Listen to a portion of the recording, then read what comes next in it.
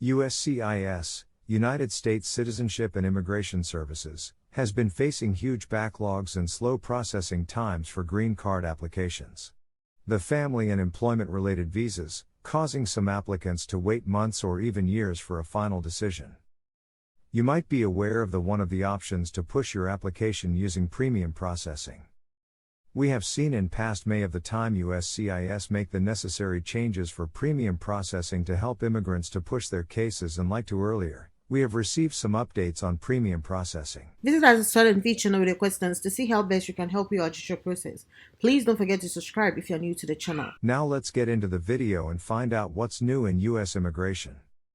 As we know, premium processing provides expedited processing for Form I-129, Petition for Non-Immigrant Worker, and Form I-140, Immigrant Petition for Alien Worker, for a fee.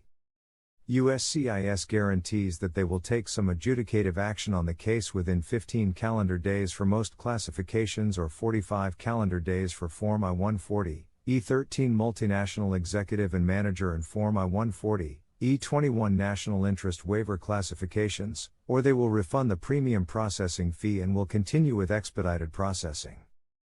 If we look at the eligibility of the premium processing, USCIS allows Form I-129, Petition for Non-Immigrant Worker. It includes visa types such as -1. Visa Category E, for example, E1, E2, and E3. 2. Visa Category H, for example, H1B, H2B, and H3. 3. Visa Category L, for example, L1A, L1B and L1 blanket or LZ. 4. Visa Category O, for example, O1 and O2. 5. Visa Category P, for example, P1, P1S, P2, P2S, P3, P3S. 6. Visa Category Q1, 7. Visa Category R1, 8. Visa Category TN1 and TN2. The other category where premium processing is allowed is Form I-140, Immigrant Petition for Alien Worker. 1. Visa Category E11, E12 and E13. 2. Visa Category E21. 3.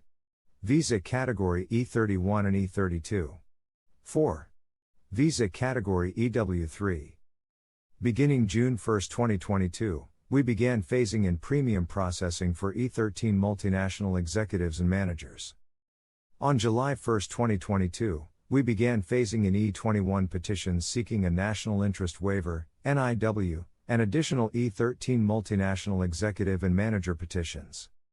Now let's look at what is to implement next phase of premium processing for certain previously filed EB1 and EB2 Form I-140 petitions.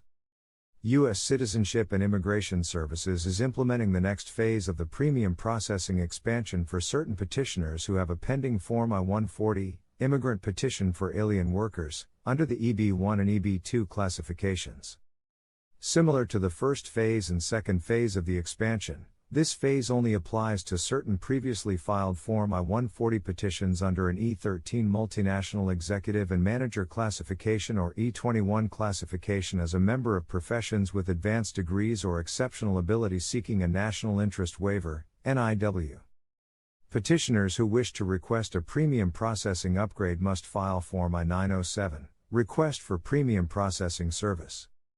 Beginning September 15, 2022, USCIS will accept Form I-907 requests for I-13 multinational executive and manager petitions received on or before January 1, 2022, and I-21 NIU petitions received on or before February 1, 2022. USCIS will reject premium processing requests for these Form I-140 classifications if the receipt date is after these dates. It will 45 days to take an adjudicative action on cases that request premium processing for these newly included Form I-140 classifications. We will not accept new, initial, Forms I-140 with a premium processing request at this time. Here are a few questions which are answered. Can the beneficiary of a visa petition seek premium processing? No, except in cases where the petitioner is eligible to file a self-petition, that is, the petitioner and the beneficiary are the same. Otherwise, only the petitioner, or the attorney or representative who has filed Form G-28, Notice of Entry of Appearance as Attorney or Accredited Representative, on behalf of the petitioner, may request premium processing for a designated petition.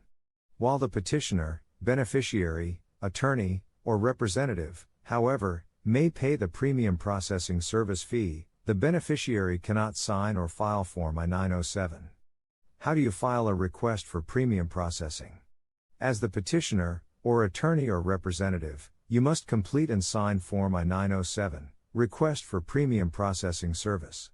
If you are filing Form I-907 together with Form I-129 or Form I-140, you must file both forms according to the Form I-129 instructions or Form 140.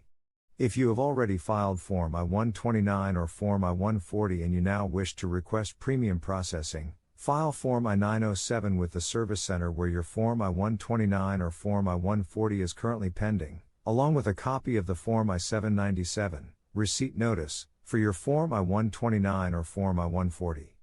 If we transferred your petition to another service center and you received a transfer notice, is us placing any conditions of availability on premium processing for Form I-140 petitions? Yes.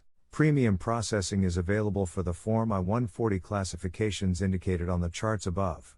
Please review to determine your eligibility to either upgrade a pending I-13 Multinational Executive and Manager or I-21 NEU petition, or to submit an initial I-13 Multinational Executive and Manager or I-21 NEU petition.